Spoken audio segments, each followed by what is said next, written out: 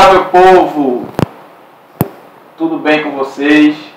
Estamos aqui, mais um programa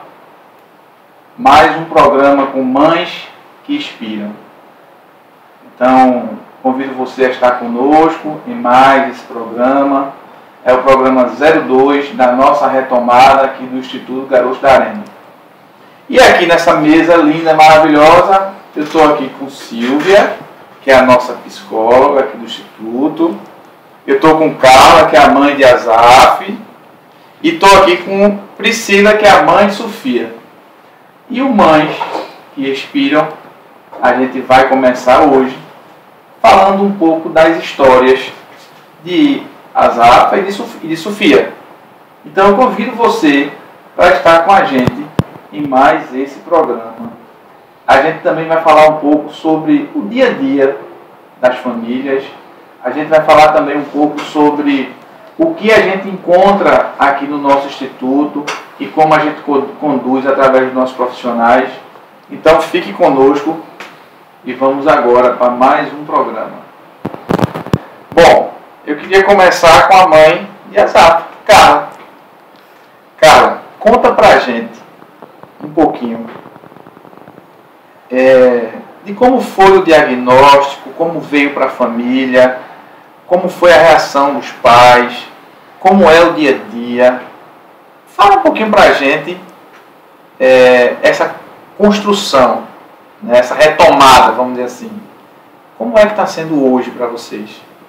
Olá, boa tarde. Meu nome é Carla, como foi bem expressado aqui, mãe do Azaf, né, que hoje está com 6 anos de idade. E sim, vamos lá, falar um pouco, né, da história do Azaf. Vamos falar sobre superação, né, nessa tarde pós-diagnóstico, que não é o fim do mundo, vamos dizer assim. Não vou ser hipócrita em dizer que não foi chocante receber o diagnóstico, né, é algo que nos impacta. Eu já tenho um filho de 12 anos, né, o Davi, e com a chegada do Azaf, eu já sabia que tinha algo ali que tinha que se resolver. Não sabia sobre o autismo e ele tinha um atraso, tudo que o bebê tinha que fazer ele já não fazia e aquilo foi despertando e chega à conclusão de procurar, né, os profissionais, né, da área de saúde e fazer o tal esperado diagnóstico, né? E eu confesso que aquele dia foi um dia para mim, foi um dia de temporal, né? Que quando eu entrei no carro, que a gente já estava com laudo, né, de autismo.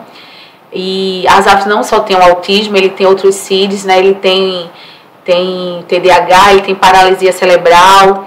E eu lembro que o meu esposo parou o carro e só chorava, né? Eu atrás com o Azaf também chorando, mas naquele momento veio algo bem forte no meu coração. Não pare, prossiga, que você vai vencer, né? E isso bradou bem forte no meu coração. E eu disse para o meu esposo: filho, é só uma fase, a gente vai estar forte para essa nova caminhada. E quero compartilhar com vocês, através desse podcast, né, que a caminhada tem sido de vitória, né? Porque o Azaf, eu sempre falo que ele veio para mudar a nossa história, né? Cada dia é um desafio novo e eu tenho vencido todas as barreiras, né?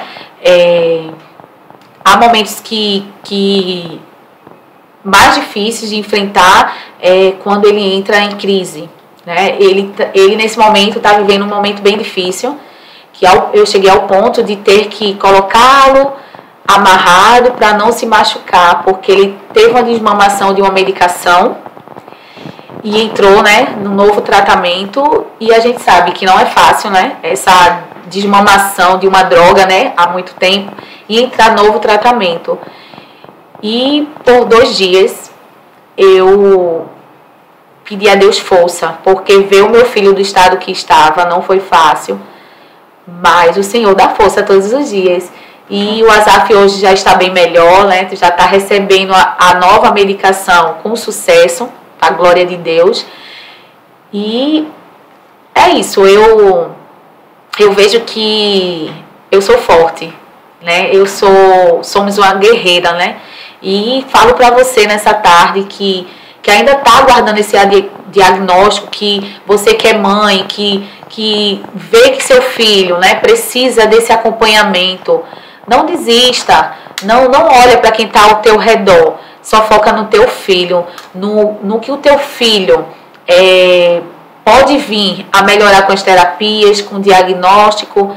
E eu confesso que ele hoje, o Azaf, ele desenvolveu muito, né, com essa perseverança minha e do meu esposo de não desistir, né? Às vezes, 30 minutos de terapia, hoje o terapeuta não vem, mas você tá lá todos os dias, porque você luta para que você veja o seu filho desenvolver. Então 30 minutos faz sim toda a diferença.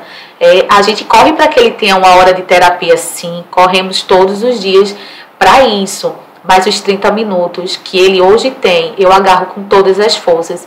E eu não desisto. Não desisto do meu filho, porque eu sei que eu quero ver um Azaf desenvolver, né? Um Azaf que futuramente cresça numa profissão, tenha uma vida social, né? Que ele possa se socializar na sociedade e uma autodependência, né? Que esse é o nosso maior objetivo. Que ele não dependa da mamãe, do papai, e que ele desenvolva. Esse é o meu objetivo. Coisa boa. Qual que é a maior dificuldade do Azaf? Antes do tratamento? Qual que era a maior deficiência dele? No seu ponto de vista? No meu ponto de vista, era o falar. Falar. Isso. Era verbal. O verbal. Ele demorou, né? Embora ele ainda tenha algumas dificuldades, mas hoje ele já pede a comidinha, ele fala, conhece todos ao redor dele. A maior dificuldade foi essa. Certo. E Priscila? E Sofia? Como foi a descoberta? Como foi a recepção dos pais? Como é que está sendo hoje? Como é que está sendo o tratamento? Sim. Boa tarde para todos, né? Meu nome é Priscila, mãe de Sofia. Sofia tem 9 anos. Eu descobri o autismo em Sofia com 3 anos. Quando Sofia foi diferente, a gente não notou do início. Ela, de início até 3 anos, ela desenvolveu como qualquer outra criança. Com 3 anos, ela retrocedeu. Então, ela parou de falar, as necessidades, ela começou a... Antes ela pedia para ir no banheiro, depois ela começou a fazer ali mesmo. E a gente foi percebendo que era algo diferente. Começava a rodar, né, muito inquieta. Então, ali eu corri atrás, passei quase 2 anos para conseguir o diagnóstico, porque a gente sabe que não é fácil. E quase perto dos 4 anos e meio, Sofia recebeu o diagnóstico, né, com autismo, e a gente começou as terapias dela. Para vocês terem ideia, quando eu descobri o autismo, até a mobilidade, os pezinhos dela entrou para dentro, ela começou a andar tropeçando. Foi muito difícil, porque impactou fala, mobilidade, tudo dela mudou totalmente. Então, pra gente, assim, foi muito difícil. Mas aí a gente correu atrás dos tratamentos. Desde os 4 anos, Sofia faz tratamento, faz as terapias e só vemos a evolução. Aos poucos, Sofia começou a fazer fisioterapia, começou a andar como qualquer outra criança. Hoje ainda tem um pouquinho de dificuldade, que a gente sabe que não é de uma hora para outra, né? Aos poucos. Mas hoje ela anda como qualquer outra criança. A fala dela já sabe se expressar, come de tudo. O que ela quer, ela pede. A sua independência, ela vai tomar banho, observa, ela faz os comandos. Ela gosta muito de cantar, é um hobby dela, ela gosta de cantar, de se expressar. Então, aos poucos a gente está vendo a evolução de Sofia com muito esforço, né? Muita batalha, tanto da minha parte como do pai dela, da nossa família, porque a gente sabe que a família é muito importante, né? Da avó, a gente tem aquele apoio. Quando eu não posso, a avó vai e faz. Quando eu não posso, o pai vai e faz. E assim a gente está indo. Caramba. E, atualmente, qual é a maior dificuldade que você observa ainda em Sofia para que ela possa desenvolver? A maior dificuldade dela é a questão da fala. Ainda é verbal. A verbal, porque, tipo, ela tem 9 anos, mas a fala dela é de uma criança, vamos dizer, de 5 anos, muito infantil, né? Ela não conversa assim muito, é só o que ela quer. Quando ela se interessa por algo, ela vai ir, mas não é de conversar muito. Então a dificuldade é mais verbal. Também nas questões das estereotipias, né? Eu percebo, a gente está na igreja, um ambiente muito agitado, aí ela começa com as estereotipias, que é uma forma dela expressar que aquilo ali para ela está incomodando de uma certa forma. Então essa no momento é uma das dificuldades que eu tenho. Ô, doutora, aqui no nosso instituto, a gente tem alguns casos, até porque eles estão aqui também. Como é que a senhora vê esse cenário hoje? Então, primeiramente, boa tarde. Boa tarde. Queria agradecer pelo convite e já começar respondendo, agradecendo a vocês, mães, porque é muito difícil a gente encontrar, assim. Acho que quando as famílias elas entram no tratamento, sabe, junto com a gente, vocês conhecem os seus filhos, vocês sabem exatamente o que é difícil para eles e vocês estão ali para segurar. A rede de apoio é muito importante, né? O cenário que a gente tem hoje é muito delegado, por muitas situações, né? Por questão social, financeira, familiar, e assim, não tem como a gente ter um tratamento bom, eficaz, algo que a gente vê evolução, se não tiver de mãos dadas, né? A clínica, a escola, a família, a própria criança, né? A rede de apoio. Então, assim, é muito bom quando a gente vê famílias que entram no tratamento, né? Eu sempre brinco com as famílias que eu atendo, que eles são os meus coterapeutas, né? Eu faço até aqui e vocês vão seguir com a criança, né? São vocês que passam a maior parte do tempo com a criança, né? E aí eu fico muito feliz quando eu escuto depoimentos assim, porque é isso que a gente precisa, né? E você vê que eu acredito que hoje é uma dificuldade nossa aqui no Instituto, que é os pais estarem mais próximos, né? Porque o tratamento aqui, ele é perfeito, ok, aqui funciona, mas aí quando chega em casa, né, tem uma certa dificuldade. Então, por onde eu ando também, eu percebo que alguns pais, eles precisam realmente estar próximo da criança para entender ela, tanto no local do tratamento, e levar como se fosse uma extensão disso para casa. Como é que a senhora vê isso hoje aqui no Instituto? Então, eu acho assim, eu escuto muito dos pais dizer assim, não, olha, é porque aqui ele tá ótimo, tá evoluindo, mas em casa ele apresenta isso, eu não sei lidar, quando ele se estressa, aí ele se joga no chão e bate, eu não tô conseguindo lidar com isso. Então, assim, eu acho que primeiro a gente precisa entender aonde é a maior dificuldade das nossas crianças e como a gente pode atuar dentro desse local. Se a sua criança tem a maior dificuldade em casa, na igreja, então assim, vamos andar de mãos dadas, né? Vamos tentar entender qual é o gatilho, como a gente pode anteceder esse gatilho, para que a gente possa ajudar a criança a não entrar numa crise, né? Porque assim, foi até um estudo que o estudo se chama Cuidando de Quem Cuida. Eu vou passar para vocês. E 57% dos pais não conseguem entender a desorganização da criança. E olha que são os pais, né? Quem está ali o tempo todo. Então, assim, é muito importante os pais estarem muito presentes, sabe? E levarem a terapia realmente para outros lugares, né? Não é só na clínica, é na casa, é na escola, é num passeio, é no mundo. Né? A gente cria os nossos filhos para o mundo, então sim, por que não prepará-los para ele? Né? E essa é uma das maiores dificuldades que a gente vê dentro da clínica, é essa extensão, né, do tratamento. Bom, gente, o objetivo inclusive do nosso programa é a gente levar o cotidiano dessas mães que vivem o dia a dia e que elas possam ensinar para a gente, muitas vezes, a didática, né, de caminhar junto, de levar esse amor da criança e viver a vida da criança em conjunto. E aí eu trouxe uma pergunta aqui que pode ser uma pergunta sua também. Por exemplo, qual foi o momento mais difícil que você já enfrentou em uma desorganização? Bem, um momento mais difícil. E aquele que marcou, que foi, que você, meu Deus, eu queria tanto reverter, enfim, e você para e diz assim, não, Senhor, eu me limitei, mas vou até o fim e consigo reverter a situação. Mas aquele que dói, aquele que você diz assim, caramba, como eu sou fraca. Porque muitas vezes a gente sente assim, né? Sim. A gente se sente tão pequenininho que a gente fala, meu Deus, eu não tenho mais o que fazer, eu já...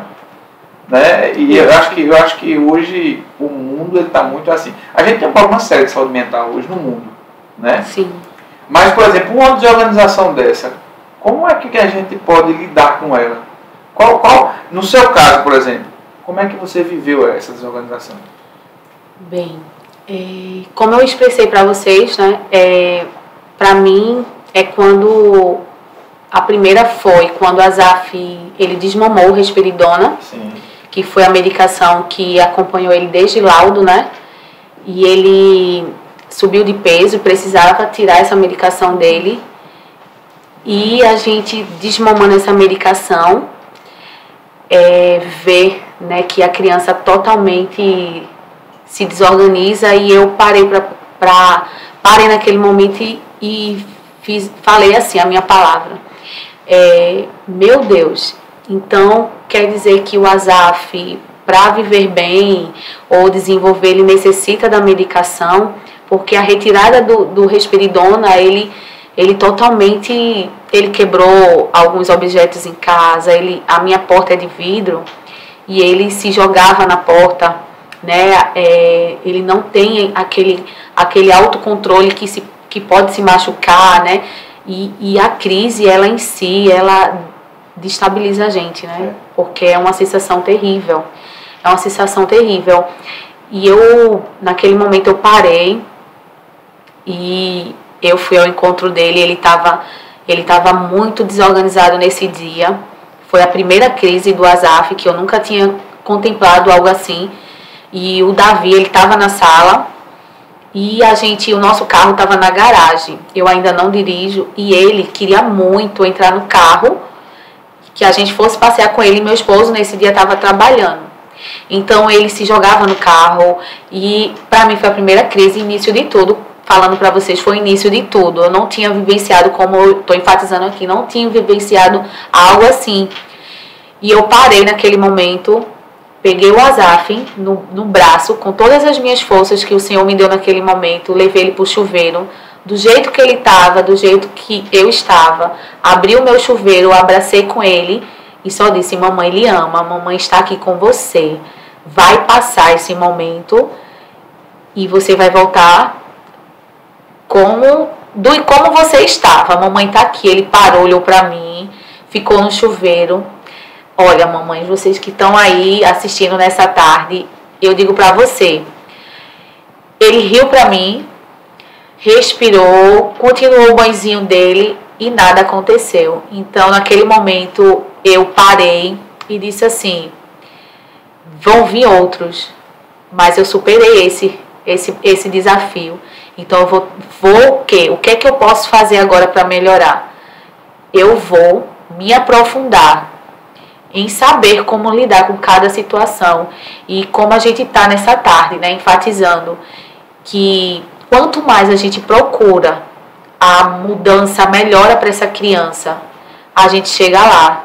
Inclusive, eu estava compartilhando aqui que hoje eu me encontro nesse mundo. Eu hoje sou estudante de terapia ocupacional, porque não só para ajudar o meu filho, né, adquirindo conhecimento por ele, por outras crianças, por mim, por outras mães, né, e por desenvolvimento dessas crianças. Então, não é o fim, né? O Senhor vai nos dando graça, força, todos os dias. Ao acordar, eu peço ao Senhor, todos os dias, que nos dê um dia diferente, um dia de superação, né? Que para mim eu vivo todos esses dias. Eu vivo um dia a cada dia, né? E hoje eu vivo esses momentos. Hoje eu estou aqui nessa tarde, tendo esse privilégio de estar aqui na Enaga, né? Junto com vocês essa tarde e dizendo, hoje eu estou aqui no meu papel de vamos dizer assim, de conselheira, né? Vamos dizer assim, mas eu estou do seu lado, eu estou com você nessa mesma jornada, né? Nós estamos aqui no mesmo barco e não é o fim. Eu sempre falo que não é o fim, também não é fácil, né? Há momentos que eu choro sim, há momentos que vem aquela incerteza, mas eu não desanimo não. Eu converso com mães que hoje elas vivem tomando remédios depressivos, né? Mães que vai para as terapias que eu acompanho, que eu estou também lá aguardando meu filho, mães que chegam chorando porque o fardo é muito pesado e eu estou ali também ajudando elas, dizendo, mesmo que eu esteja na mesma situação, falando para elas que não é o fim, né? Que a gente vai conseguir. E um dos nossos maiores desafios hoje é estar com essas mães, né? Nesse apoio, né? Porque eu sempre converso com as minhas amigas mais próximas que focamos nas crianças, né? Mas aquela mãe também ela precisa dessa atenção, né? Desse acompanhamento mental também, porque não é fácil para uma mãe, para um pai, como a doutora falou, esse apoio da família é muito importante, essa rede de apoio. Hoje, a nossa rede de apoio é Cristo, né? Primeiramente o meu Deus e o meu esposo e o meu filho Davi, né? Que somos, a gente fala quando estamos orando em casa que juntos somos fortes, sabe? Então a base familiar é de muita responsabilidade, né? Para o desenvolvimento dessas crianças. Então, foi isso. Uma dúvida, doutora. Inclusive, eu escutei essa semana um texto que foi o sermão da irmã da igreja, que muitas vezes a gente precisa cuidar para ser cuidado. Que é no cuidado que nós somos cuidados, né? Verdade. Porque nem sempre aquela dor que estamos cuidando é a nossa dor, mas aquela dor nos ajuda na nossa dor, né? Isso aí marcou bastante. Forte. Empatia, né? Marcou bastante. Existe algum conceito direto para uma desorganização? Olha, apesar de ser um CID, de ser um diagnóstico, cada criança é uma criança. Não tem. Eu já estou há um tempo nessa área e assim, eu não consigo ver um pacientezinho meu igual a outro. Não dá, é impossível. E que bom, né? Porque a gente não vê a criança autista, a gente vê João, a gente vê Gabriel, a gente vê Priscila, a gente vê Maria. Então, assim, eu acho que primeiro de tudo a gente tem que conhecer a criança, né? A gente precisa saber quais são as limitações dela. O que é que ela pede pra gente? Porque o seu filho lhe pediu abraço, né? Você me dizendo assim, e quantas vezes na desorganização de crianças minhas dentro de consultório, eu não precisei apenas abraçar, sabe? O toque, aquele apoio, sabe? Então, assim, eu acho que a gente precisa conhecer quais são os limites das nossas crianças para poder entender o que é que elas estão pedindo pra gente.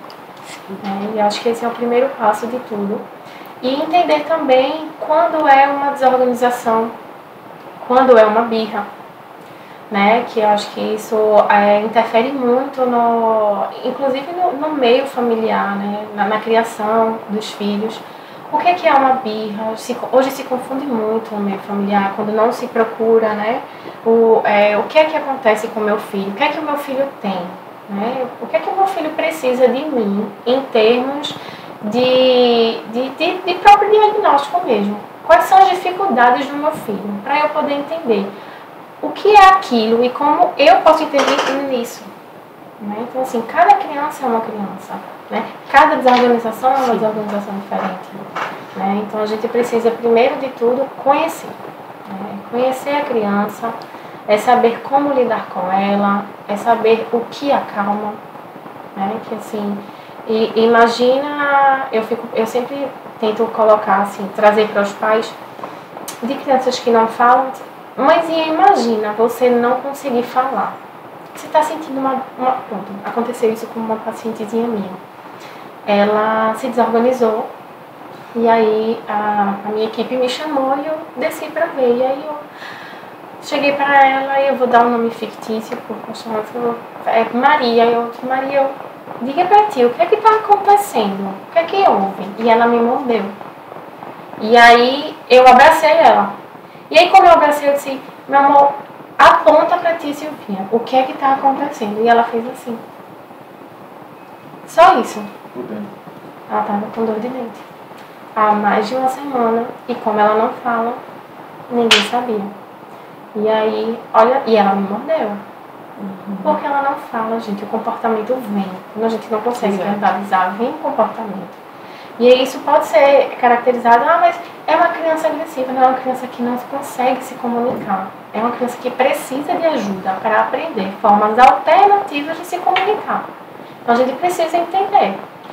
Acho que é a base de tudo. Sim. Caramba, muito importante. Priscila, já teve algum momento que houve, que você perdeu o controle de alguma desorganização? Já teve sim. Eu acho que um momento que eu fiquei assim mais desesperada, eu posso dizer, né? A questão não foi em casa, foi na escola, né? Porque o comportamento dela em casa era de um jeito e na escola é outro. Então, na escola aconteceu dela morder uma pessoa, coisa que eu tenho uma filha e nunca a Sofia mordeu minha filha. Então, quando eu cheguei lá, o tratamento que eu tive, eu acredito que muitas mães vão se identificar com isso, porque a gente passa por isso, infelizmente. E quando eu cheguei lá na escola, de longe eu ouvi os gritos dela. E de frente veio uma estagiária e já veio me mostrando na frente de todas as mães: olha o que sua filha fez comigo. Não fico mais com essa menina. E deu as costas. Então ali eu fiquei sem saber, porque Sofia nunca tinha mordido ninguém, nunca teve esse comportamento. Então eu já entrei em pânico. Aí eu entrei dentro da escola, e quando eu entrei na escola, Sofia estava na secretaria, mais 4 pessoas, e todo mundo, e uma das pessoas que estava, da direção, ela olhou para mim e fez: nós não somos pagas para ficar com Sofia na secretaria. Então, minha gente, isso aí me desorganizou de uma forma... Até a gente desorganiza. Entendeu?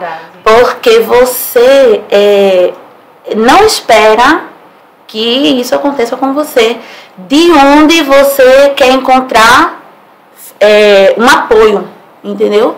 Então, ali eu tive que ter muita força, muita graça, assim, de Deus, para tentar contornar aquela situação e ir de frente com ela, porque eu fiz o magistério e eu disse a ela assim, e a pessoa ainda disse assim para mim: mãe, nós ainda estamos aprendendo a lidar com essas crianças e você tem que ter paciência conosco. Aí eu olhei assim para ela, eu disse para ela: e você acha que eu nasci aprendendo? Que eu já nasci sabendo? Eu também estou aprendendo. Porém, há 15 anos atrás eu trabalhei como estagiária em escolas, eu trabalhei com a criança autista. Todas as dúvidas que eu tinha, eu ia na minha professora de psicologia, perguntava e ela me explicava. Então eu busquei conhecimento, e você que está aí nessa posição não buscou. Então a diferença é essa. Então essa foi uma da que me marcou bastante. Eu, como mãe, de um lugar que era para eu receber apoio, eu não recebi, né? E a situação da minha filha ali, jogada, entendeu? Exposta àquela situação. Então, a gente como mãe, para lidar com essa situação é muito difícil. Mas aí você tem que ter uma preparação psicológica, porque se você não tiver, você... Entendeu? E enfrentar aquela situação com o seu conhecimento. E mostrar para as pessoas que você não é coitadinha, que você não é desprezadinha, que você não é mãe de autista que não sabe de nada. Você também tem que se posicionar e mostrar que você está à luta, que você está à busca do conhecimento, que você está ali com seu filho para a melhora dele.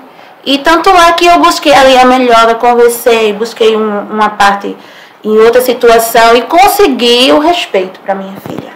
Então eu digo para vocês, mães, família de autista nessa tarde, vocês têm que se posicionar também. Nós não somos coitadinhas. Nós não temos muitas pessoas. Mãe de autista. Não. Nós somos como qualquer outra pessoa que tem qualquer outra dificuldade e precisamos nos posicionar, buscar conhecimento, buscar força primeiramente em Deus e nos conhecimentos que é nos dado. Hoje em dia a gente tem internet, que tem vários cursos que mostram como a gente lidar. Então, se prepare, porque se você não... Eu espero que você nunca tenha que enfrentar a situação dessa que eu enfrentei. Mas que se você vem enfrentar ou já enfrentou, possa estar um pouco preparado para... né? São escolas que também precisam de apoio, né? Isso. Inclusive, era justamente... me gerou uma dúvida, né?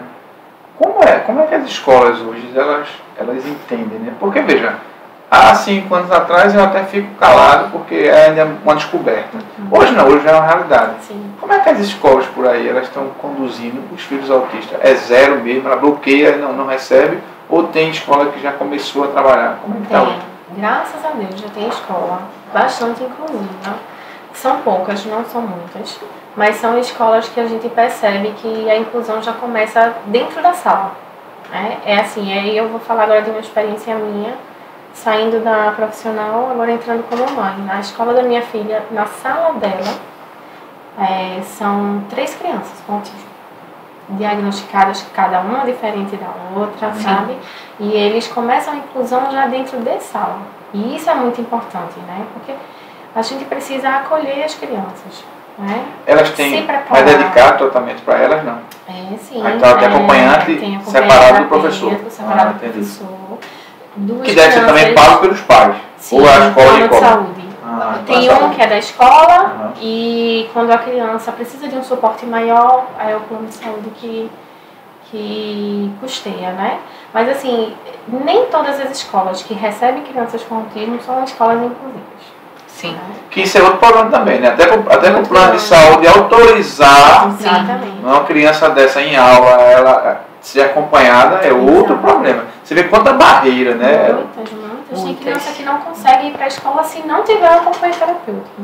Então, assim, a gente precisa muito que as escolas estejam preparadas. E não eu fico me questionando muito o que é que falta para que as escolas em si queiram se preparar para receber essas crianças. Assim, você não precisa ter uma criança para começar a pensar, né? Além do que, a gente está falando de autismo. Existem N dificuldades de crianças típicas que precisam de um suporte emocional maior e precisam ser incluídas em sala de aula, na escola, na comunidade como um todo. Então, assim, é muito difícil, não são muitas, assim, o que eu venho acompanhando das crianças que eu atendo, são poucas as escolas que eu posso chegar e dizer assim, não, vai, troca e vai para essa, tenta, porque essa eu sei por experiência que é inclusiva, né? Porque a gente trabalha também dentro da escola. A gente acompanha as crianças no desenvolvimento, a gente avalia as crianças, a gente dá suporte ao professor, né? Porque tem crianças que precisam, por exemplo, de materiais adaptados. Então, de que adianta dizer que é uma escola inclusiva, o seu filho vai para lá, mas ele não está aprendendo nada porque nada ali foi adaptado para a realidade dele, né? Então, a gente precisa também se preocupar e se posicionar. Então, assim, uma dica que eu dou para todas as mães, inclusive, para todas as famílias, na verdade, é que se você tem um familiar, seja seu próximo ou secundário, mas que você esteja ali perto, procure sempre estudar sobre o autismo, né? Assim, faz um curso, o que é, assim, se trabalha com análise do comportamento, o que é análise do comportamento? O que é que os terapeutas fazem com a minha criança? A gente precisa entrar nisso, precisa entender. Não é você fechar os olhos, por mais que a gente, terapeuta, diga assim, ó, mãe, a gente hoje vai trabalhar isso, isso, isso e isso com a criança. Você precisa entender o que é isso, por quê que ela está fazendo isso, né? O que é que isso vai impactar na evolução do meu filho? Então, assim, estudem, realmente, se posicionem, porque enquanto são crianças, nós é que somos os defensores deles. Então, a gente precisa estar preparado, na verdade. Você vê que é interessante, né, um comportamento desse de um professor, né? Ele já vinha, me mordeu. Você vê o quanto, assim, eu não vou nem ser muito duro dizer uma falta de preparo, não. Mas, assim, como você falou, o professor ele também precisa ser acompanhado, ser cuidado, né? E aí me veio uma outra dúvida, como, por exemplo, como está hoje, agora, nesse momento, a saúde mental da mãe? A saúde mental Porque, veja, é como a gente falou no começo, é amor e dedicação, né? Então, como é isso mentalmente? Porque vocês, mulheres, eu falo lá em casa assim, são super-heróis, né? As verdadeiras batiguelas, porque é filho, casa, enfim, responsabilidade como base espiritual, vocês são quem faz tudo. Mas como é que está mentalmente? Como é que é hoje? Como é que funciona? Olha, mentalmente hoje, falando, né, como está a mente de Carla hoje, né? O meu maior suporte é o espiritual. Amém. Né? Então a base de tudo é Cristo, né? E eu sempre falo assim, eu até vinha no Uber falando com o seu Antônio, né, que também é cristão, conheci hoje no Uber, e a gente estava falando sobre algumas coisas e eu comentei com ele assim, que se Jesus no barco, né, já é balança, avalie sem ele no nosso barco. Então a minha base é Cristo. É Ele que me faz ficar de pé todos os dias, né? Ele é o meu sustento. Então, eu todos os dias eu coloco capacete da salvação, sabe? E eu digo, Senhor, estou de pé para mais um dia, vamos embora. Porque se não fosse Ele, todos os dias eu falo, eu acho que seria bem mais difícil. Porque não é fácil, como o Senhor falou. A gente é dona de casa, a gente é esposa, a gente é serva, né? Que falando de Carla, eu gosto de estar na obra, gosto de fazer a obra. Minha primazia é Cristo. Então eu sou mãe, eu não só tenho Asaf, né? Eu sempre falo isso, eu tenho meu primogênito, então eu tenho que ser mãe do Asaf e mãe do Davi. E eu falo para você também aí, né, mamães que estão aí do outro lado, que tem mais de um filho, né? Que eu sei que não é fácil, a gente sabe que a demanda é maior para aquela criança que precisa desse suporte. Mas muitas das vezes eu já presenciei mamães de filhos típicos e não atípicos na mesma família, e a gente acaba esquecendo, né, por alguns momentos daquele filho também, que precisa também desse suporte. Então eu tenho esse cuidado também em relação ao Davi, que precisa também desse suporte, né? Ele sabe que ele tem um irmão autista, mas ele também precisa de mim, ele também precisa do pai. Então esse cuidado, essa mente tem que estar blindada para saber separar todos esses momentos, né? E ainda ter um tempinho para estudar, né? Que eu peço ao Senhor todos os dias graça, porque o dia é bem corrido, né? A Asaf tem essa demanda muito grande durante a manhã, os dias de terapias, né? A semana dele é bem completa, e à tarde, né, ele vai para a escola, é onde eu posso um pouco estudar, né? Fazer minhas devocionais, ter outras experiências de conhecimento, né, como estar aqui também no Enaga junto com vocês, e a faculdade, que tem sido hoje um porto seguro, sabe? O conhecimento, que quanto mais a gente se aprofunda nos conhecimentos, é melhor para o desempenho dessa criança, né, para o meu filho e para outras crianças. E então eu digo hoje, nessa tarde, que a minha mente hoje ela está blindada, sabe? Eu falo para você também, mamães, não estou falando de religião hoje, mas eu estou falando de um Deus que Ele é ao teu favor, Ele é o Deus que está disposto a cuidar da gente, né? Mentalmente, né? E também sabemos que tem profissionais, porque o Senhor capacita, né? Profissionais. Hoje eu também sou acompanhada pelo psicólogo, né? Temos que quebrar esse tabu também, né? Então, eu tenho uma psicóloga maravilhosa também, que eu tenho aquele momento de conversa com ela, sabe? E é importante também a gente ter esse acompanhamento, porque o Senhor capacitou, né? O Senhor capacitou profissionais para isso.